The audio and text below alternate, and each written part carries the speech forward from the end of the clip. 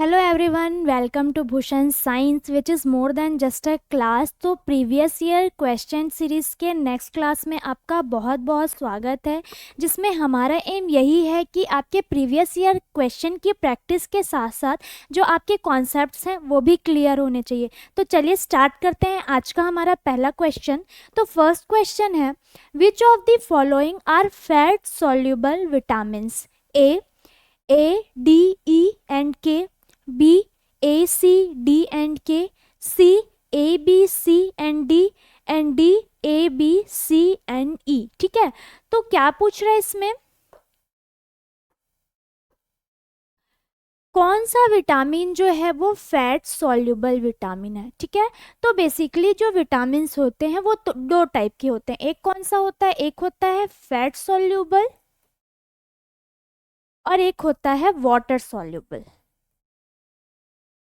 Water soluble, ठीक है। तो अब हमको यही देखना है कि इसमें से फैट सॉल्युबल कौन से हैं और वाटर सॉल्युबल कौन से। तो इससे पहले जानते हैं कि फैट सॉल्युबल विटामिन होता क्या है। तो फैट सॉल्युबल विटामिन जो होता है, जो विटामिन फैट लिपिड के साथ क्या होता है, एब्जॉर्ब होते हैं और बॉडी में ये क्या होते हैं, लीवर एंड एडिपोज टिश्यू में क्या हो जाते हैं, स्टोर हो जाते हैं। ये क्या होते हैं, पानी में क्या होते हैं, डिजॉल्व नहीं होंगे। क्यों? क्योंकि ये क्या है, फैट सोल्यूबल विटामिन है। तो ये वाटर में डिजॉल्व नहीं होंगे, बल्कि ये क्या होते हैं, फैट में ही डिजॉल्व होते हैं। अब ये विटामिन कौन कौन से होते हैं, ये विटामिन होते हैं vitamin A, vitamin D, vitamin E और के। ये जो होते हैं ये कौन से विटामिन होते हैं, ये होते हैं फैट सोल्यूबल विटामिन, जो सिर्फ किस में जो है सोल्यूबल होता है, इनका जो है वो फैट में ही ये क्या होंगे, सोल्यूबल रहेंगे। ठीक है, ये चार विटामिन होंगे। अब इसमें होता क्या है, जो विटामिन ए है, विटामिन ए क्या करता है देख लेते हैं। सबसे पहले vitamin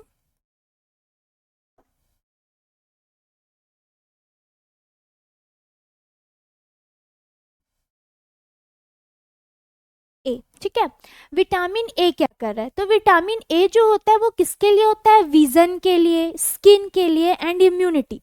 vision, skin and immunity के लिए।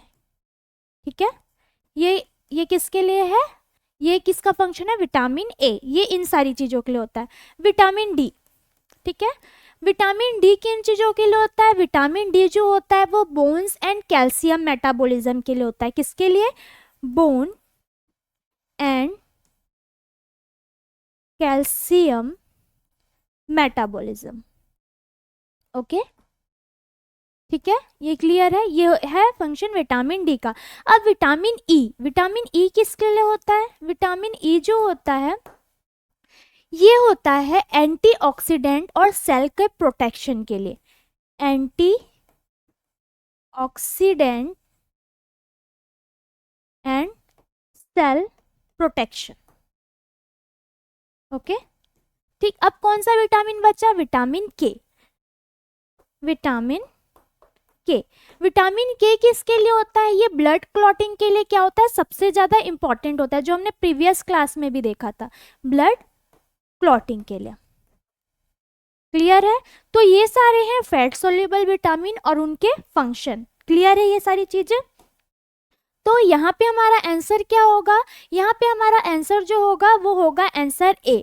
क्लियर है, और इसमें क्या हम लोग देख सकते हैं, अब जो ये बॉडी में जब ये एक्सेस हो जाएंगे, ठीक है, तो ये क्या होते हैं, बॉडी में ही क्या होने लगते हैं, स्टोर होने लगते हैं, जिस कंडीशन को हम क्या बोलेंगे, हाइपर विटामिनोसिस बोलते हैं। ठीक है, अगर इनका ये विटामिन जो होते हैं फैट सोल्यूबल वो बॉडी में बढ़ गया, तो विटामिन बढ़ रहे हैं, तो इस कंडीशन को हम क्या बोल रहे हैं, हाइपर विटामिनोसिस। ठीक है, इससे हाइपर विटामिनोसिस का क्या होता है, इससे रिस्क बढ़ जाता है। अब ये तो फैट सोल्यूबल थे, इसी के साथ साथ हम लोग देख लेते हैं कि वाटर सोल्यूबल। अब वाटर सोल्यूबल विटामिन कौन कौन से होते हैं, ये होते हैं विटामिन बी और विटामिन सी। ठीक है, ये दोनों जो विटामिन होते हैं ये वाटर सोल्यूबल होते हैं, वाटर में इजिली क्या होते हैं, सोल्यूबल होते हैं। लेकिन अगर ये बॉडी में बढ़ जाते हैं तो ये एक्सक्रीट आउट भी हो जाते हैं, किसके थ्रू, यूरिन के थ्रू। लेकिन फैट सोल्यूबल जो होते हैं उनके साथ ऐसा नहीं होता, ये इंक्रीज होंगे तो कौन सा कंडीशन कॉज करेंगे, हाइपर विटामिनोसिस का। तो यहाँ पे हमारा आंसर क्या होगा, answer A, vitamin A, D, E, K, ये क्या है, फैट सोल्यूबल विटामिन है। क्लियर है, नेक्स्ट देखते हैं। ठीक है, नेक्स्ट देखते हैं, filling the blanks contributes to the formation of cerebrospinal fluid. A. Ependymal cell. B. Choroid plexus. C. Nephron.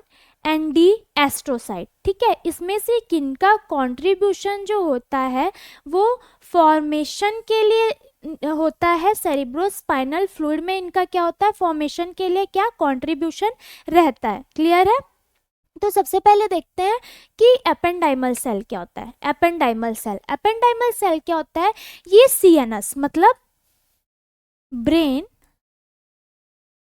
Plus spinal cord दोनों को मिला के हम क्या बोलेंगे, सीएनएस।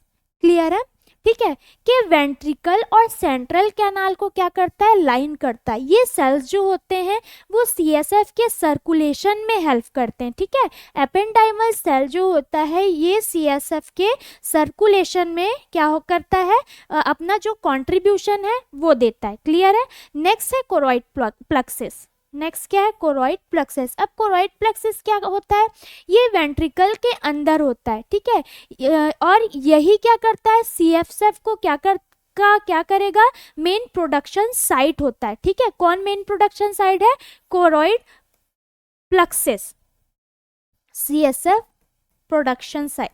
ठीक है, सीएसएफ का प्रोडक्शन साइट होता है यही मेन। क्लियर है, basically ependymal cell plus capillaries से मिलकर क्या होता है, कोरॉइड प्लेक्सस बनता है। कोरॉइड प्लेक्सस दो चीजों से मिलकर बन रहा है, एक एपेंडाइमल सेल और एक कैपिलरीज, दोनों मिला के क्या बना रहे हैं, कोरॉइड प्लेक्सस बना रहे हैं। नेक्स्ट क्या है, नेक्स्ट है नेफ्रॉन्स। नेफ्रॉन क्या करते हैं, नेफ्रॉन जैसे कि हमको पता है ये किडनी के स्ट्रक्चरल एंड फंक्शनल यूनिट है। ठीक है, और ये यूरिन का क्या करते हैं, फॉर्मेशन के लिए होते हैं। सीएसएफ में इनका कोई भी रिलेशन नहीं होता। नेक्स्ट क्या है, एस्ट्रोसाइट्स। एस्ट्रोसाइट्स क्या करते हैं, ये ग्लियल सेल है जो ब्लड ब्रेन बैरियर को क्या करते हैं, बनाते हैं, सपोर्ट करते हैं और उसके रिपेयर का भी काम करते हैं। क्लियर है, पर ये सीएसएफ का फॉर्मेशन जो है वो डायरेक्टली नहीं करते। तो यहाँ पे हमारा राइट आंसर क्या हो जाएगा, आंसर बी। क्यों, क्योंकि कोरॉइड प्लेक्सस ही है जो कि क्या करता है, मेन सीएसएफ के प्रोडक्शन का साइड होता है। तो इसी का क्या होता है, कंट्रीब्यूशन होता है सीएसएफ के प्रोडक्शन में। क्लियर है, नेक्स्ट क्वेश्चन देखते हैं। Vitamin K is required for A, change of prothrombin into thrombin, B, synthesis of prothrombin, C, scurvy and D, rickets. Vitamin D किस चीज के लिए क्या होता है, रिक्वायर्ड होता है। क्लियर है, तो देखते हैं कि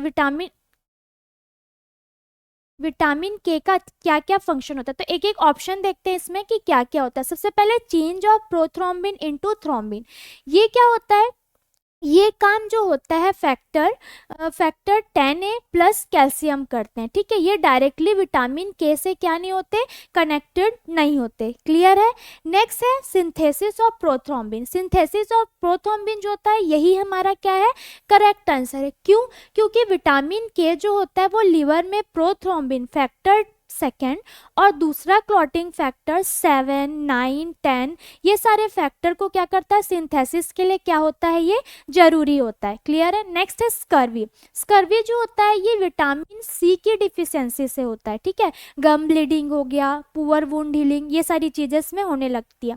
नेक्स्ट है रिकेट्स। रिकेट्स जैसे कि आपको पता होगा ये विटामिन डी की डिफिशियंसी से होता है। इसमें बोन की डिफॉर्मिटी देखने को मिलते हैं बच्चों के में। क्लियर है, तो यहाँ पे हमारा फाइनल आंसर क्या होगा, यहाँ पे हमारा आंसर है answer B, synthesis of prothrombin. Clear है, नेक्स्ट क्वेश्चन देखते हैं।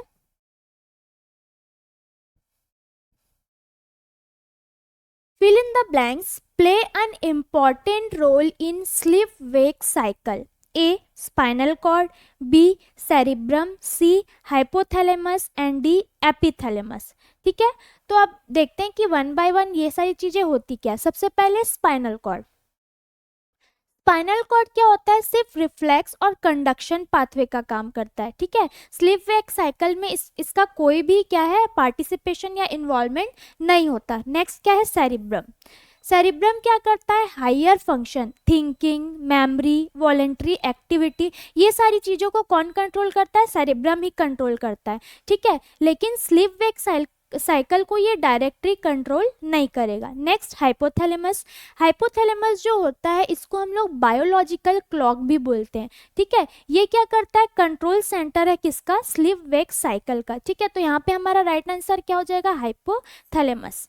अब एक ऑप्शन क्या है, एपिथैलेमस। एपिथैलेमस क्या होता है, इसमें पिनियल ग्लैंड होता है, ठीक है, जो मिलेटोनिन हार्मोन जो होता है उसको क्या करेगा, रिलीज करेगा। मिलेटोनिन ही स्लीप वेक रिदम को क्या करता है, या कि फिर सर्कुलेटरी जो रिदम होती है उसको क्या करने का काम करता है, रेगुलेट करने का काम करता है, ठीक है। तो यहाँ पे हमारा राइट आंसर हमने देखा क्या है, हाइपोथैलेमस, ठीक है, जिसको बायोलॉजिकल क्लॉक भी बोलते हैं। तो सी क्या है हमारा राइट आंसर। नेक्स्ट क्वेश्चन देखते हैं। Vitamin C is required for preventing A. Scurvy, B. Rickets, C. Pellagra and D. Night blindness. Vitamin C किसके प्रिवेंशन के लिए रिक्वायर्ड है, इसमें से कौन से कंडीशन के लिए, ठीक है। तो देख लेते हैं सबसे पहले स्कर्वी। स्कर्वी जो होता है वो किसकी डिफिशियंसी से होता है, विटामिन सी की डिफिशियंसी से, ठीक। सिम्टम क्या दिखते हैं इसमें, गम ब्लीडिंग होगा, लूज टीथ होगा, ठीक है। क्या क्या देखने को मिलेगा, गम ब्लीडिंग, लूज टीथ होगा, और क्या देखने को मिल सकता है, पुअर वुंड हीलिंग रहेगा, पुअर वुंड हीलिंग, ठीक है। इसके साथ साथ बहुत सारे सिम्टम जो होते हैं वो हमको देखने को मिलते हैं। नेक्स्ट क्या है, रिकेट्स। रिकेट्स जैसे कि हमने पहले देखा ये किसकी डिफिशियंसी से होता है, विटामिन डी की डिफिशियंसी से, जिससे बच्चों में क्या देखने को मिलता है, बोन डिफॉर्मिटी।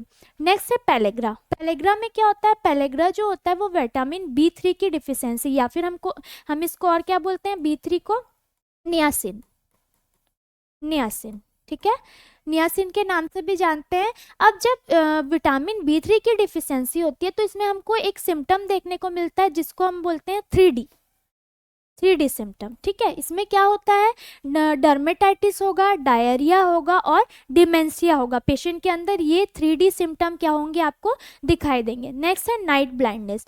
नाइट ब्लाइंडनेस जो होता है वो विटामिन ए की डिफिशियंसी से होता है, क्लियर है। तो यहाँ पे हमारा राइट आंसर क्या होगा, आंसर ए, स्कर्वी, ठीक है। Vitamin C is required for preventing scurvy, clear है। नेक्स्ट क्वेश्चन देखते हैं। The basic structural and functional unit of nervous system is A. Ganglia, B. Neuron, C. Nephron and D. Synapses, ठीक है। इनमें से कौन जो होता है वो स्ट्रक्चरल फंक्शनल यूनिट होता है किसका, नर्वस सिस्टम का। तो सबसे पहले देखते हैं गैंग्लिया। गैंग्लिया जो होता है ये CNS का बाहर एक नर्व सेल बॉडीज का कलेक्शन होते हैं, इसी को हम लोग क्या बोलते हैं, गैंग्लिया। ये स्ट्रक्चरल और फंक्शनल यूनिट का काम नहीं करता। नेक्स्ट क्या है, न्यूरॉन। न्यूरॉन जो होता है ये नर्वस सिस्टम का basic structural and functional unit होता है, कौन, न्यूरॉन, क्लियर है। और स्ट्रक्चर में क्या होता है, cell body, Soma, dendroids, axon आते हैं। फंक्शन क्या होता है, ये रिसीव करता है, कंडक्ट करता है, ट्रांसमिट करता है किसको, नर्व इम्पल्सेस को। Next nephron. नेफ्रॉन हमने इससे पहले के क्वेश्चन में भी देखा, ये क्या होता है, किडनी का बेसिक यूनिट है, यूरिन फॉर्मेशन नर्वस सिस्टम से क्या होता है, इसका कोई भी रिलेशन नहीं है। नेक्स्ट है साइनेप्सिस। अब साइनेप्सिस क्या करते हैं, ये दो न्यूरॉन के बीच का जंक्शन है, ठीक है। इम्पल्स को ये क्या करते हैं, ट्रांसमिशन में क्या करते हैं, हेल्प करते हैं, पर ये यूनिट नहीं होते, ठीक। जैसे कि साइनेप्स बोल दे एक चैनल का काम करते हैं, ये क्या करते हैं, न्यूरॉन को ट्रांसमिट करते हैं, ठीक है। इम्पल्सेस को क्या करते हैं, ये ट्रांसमिट करते हैं एक चैनल बन के, क्लियर है, उसे हम लोग साइनेप्स बोलते हैं। तो यहाँ पे हमारा राइट आंसर क्या होगा, आंसर बी। नेक्स्ट क्वेश्चन देखते हैं। The deficiency of vitamin D cause scurvy, rickets, beri या नाइक्टेलोपिया, ठीक है, नाइक्टालोपिया सॉरी, ठीक है। तो स्कर्वी हमने पढ़ लिया, ये विटामिन सी की डिफिशियंसी से। तो विटामिन डी क्या कॉज करता है? रिकेट्स, हमने प्रीवियस क्वेश्चन में 2 क्वेश्चन में देख लिया, ठीक है। बेरी बेरी क्या होता है? ठीक, बेरी बेरी जो होता है वो किसकी डिफिशियंसी से होता है? विटामिन बी1, विटामिन बी1 की डिफिशियंसी से जो प्रॉब्लम होता है उसे क्या बोलते हैं? Beri beri. इसका दूसरा नाम क्या होगा? थायमिन, थायमिन, क्लियर है। अब इसमें क्या देखने को मिलेगा? न्यूरोपैथी, हार्ट फेलियर, ये सब इसमें सिम्टम देखने को मिलेंगे, ठीक है, इस कंडीशन में देखने को मिलेगा। नेक्स्ट क्या है? नाइक्टोलोपिया, इसको हम लोग नाइट ब्लाइंडनेस भी बोलते हैं, और ये किसकी डिफिशियंसी से होता है? विटामिन ए की डिफिशियंसी से, क्लियर है। तो इसका राइट आंसर क्या होगा? आंसर बी, रिकेट्स किसकी डिफिशियंसी, विटामिन डी की डिफिशियंसी से क्या हो रहा है? रिकेट्स, क्लियर है। नेक्स्ट क्वेश्चन देखते हैं। Somatic nervous system consists of pairs of cranial nerves A12, B18, C65 and D8, ठीक है। किसके बारे में पूछ रहा है ये? क्रेनियल नर्व्स, क्रेनियल नर्व्स, ठीक है। तो जो नर्वस सिस्टम होते हैं वो दो पार्ट में इसका डिवीजन होता है। एक होता है सीएनएस, सेंट्रल नर्वस सिस्टम, और एक होता है पीएनएस, पेरिफेरल नर्वस सिस्टम, ठीक है। Central nervous system, peripheral nervous system. तो सीएनएस मैंने फर्स्ट क्वेश्चन में ही बताया था, सीएनएस हम लोग किसको बोलते हैं? ब्रेन प्लस स्पाइनल कॉर्ड, ठीक है, इसे हम कंप्लीट क्या बोलेंगे? सीएनएस। अब पेरिफेरल नर्वस सिस्टम में 2 आते हैं, somatic nervous system, somatic nervous system, और एक आता है autonomic nervous system, autonomic nervous system या फिर ऑटोनोमस नर्वस सिस्टम भी बोल सकते हैं। तो सोमैटिक नर्वस सिस्टम जो होता है ये वॉलेंट्री कंट्रोल करता है, जैसे कि स्केलेटल मसल हो गए, इन सारी चीज़ों का। ऑटोनोमस नर्वस सिस्टम जो होता है ये इनवॉलेंट्री कंट्रोल होता है। ये किस में दिखाई देगा? स्मूथ मसल्स हो गए, ग्लैंड हो गए, हार्ट हो गए, इसके इसके फंक्शन को हम कंट्रोल कर सकते हैं? नहीं कर सकते। तो ये किसके कंट्रोल के लिए रहता है? Involuntary control. और सोमैटिक जो होता है वो वॉलेंट्री कंट्रोल, जो कि स्केलेटल मसल्स के अंदर दिखाई देगा, क्लियर है। तो यहाँ पे अब क्या पूछा है कि टोटल कितने होते हैं? तो जो क्रेनियल नर्व होते हैं वो 12 पेयर ऑफ क्रेनियल नर्व होते हैं। कितने? 12 पेयर्स ऑफ क्रेनियल नर्व होंगे, ठीक है। अगर नंबर में पूछेगा कितने नंबर होंगे तो सिंपली नंबर तो कितने होते हैं? 24, क्योंकि 12 टू जा कितने होंगे? 24 होंगे नंबर्स में। लेकिन अगर पेयर, जनरली ये जो क्वेश्चन आता है ये पेयर्स में ही आएगा कि कितने पेयर होते हैं, तो 12 पेयर्स देखने को मिलते हैं। और जो स्पाइनल नर्व होते हैं, स्पाइनल नर्व हमको कितने देखने को मिलते हैं? 31 स्पाइनल नर्व। इसमें कितने पेयर होते हैं? इसमें जो पेयर होते हैं 31 पेयर होते हैं, क्लियर है, ठीक है, क्लियर है। तो इसमें हमारा आंसर क्या हो जाएगा? कितने क्रेनियल नर्व होते हैं हमारे जो सोमैटिक नर्वस सिस्टम है उसमें? 12 क्रेनियल नर्व। नेक्स्ट क्वेश्चन देखते हैं। Vitamin B12 is also known as, ठीक है, विटामिन B12 को हम लोग और किस नाम से जानते हैं? तो विटामिन B12 का दूसरा नाम क्या होता है? और साइनोकोबालामाइन, ठीक है, साइनोकोबालामाइन क्या होता है? फार्मास्यूटिकली फ्रॉम विटामिन, जो विटामिन B12 के लिए क्या होता है? यूज होता है, इसको हम लोग क्या बोलते हैं? साइनोकोबालामाइन, क्लियर है। नेक्स्ट हम देखेंगे, नेक्स्ट क्या है? Methyl cobalamin. मेथाइल कोबालामाइन क्या होता है? ये विटामिन B12 का क्या है? एक्टिव कोएंजाइम फॉर्म है, जो डीएनए सिंथेसिस और नर्व फंक्शन में क्या करता है? काम करता है। नेक्स्ट क्या है? कोबालामाइन। कोबालामाइन क्या करता है? ये एक जनरल नाम है विटामिन B12 के लिए, ठीक है, ये इसको यूज करते हैं। नेक्स्ट क्या है? ब्रोमोकोबालामाइन। ब्रोमोकोबालामाइन जो होता है ये कोई कॉमन या नेचुरल फॉर्म नहीं है, ठीक है। तो ये यहाँ पे इसका राइट आंसर क्या होगा? आंसर ए, विटामिन B12 को हम लोग और क्या बोलते हैं? साइनोकोबालामाइन। नेक्स्ट क्वेश्चन देखते हैं। Hypothalamus is otherwise known as, hypothalamus को और हम क्या बोलते हैं? Mammillary region, B vasomotor center, C Broca's area and D reflex arc, ठीक है। तो हाइपोथैलेमस को हम लोग और क्या बोलेंगे? तो सबसे पहले देखते हैं one by one. Hypothalamus mammillary gland region, इसमें क्या होता है? मैमिलरी बॉडीज हाइपोथैलेमस का क्या होता है? एक पार्ट होता है। Next vasomotor centre, vasomotor centre जो होता है ये मेडुला ऑब्लोंगेटा में होता है, जो बीपी को क्या करता है, कंट्रोल करता है। Next Broca's area, Broca's area जो होता है ये फ्रंटल लोब में सेरेब्रम में होता है और ये क्या करता है, स्पीच का प्रोडक्शन करता है। ठीक है, तो ब्रोकास एरिया में कोई भी डिफॉर्मिटी होती है तो इससे क्या होता है, स्पीच में डिफॉर्मिटी दिखेगी, बात करने में तकलीफ होगी, ये सारी चीजें होंगी।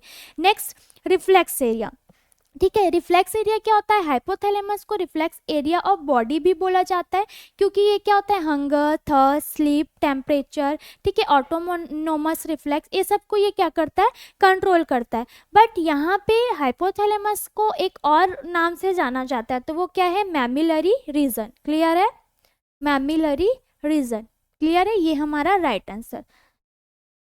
तो ये थे आज के हमारे प्रीवियस ईयर क्वेश्चन। आपको कोई भी डाउट हो इसके रिगार्डिंग तो आप कमेंट में अपना क्वेश्चन डाल सकते हैं, और अगर आपको ये क्लास इन्फॉर्मेटिव लगी हो तो आप इसे ज़्यादा से ज़्यादा शेयर करें। मिलते हैं नेक्स्ट क्लास में, थैंक यू।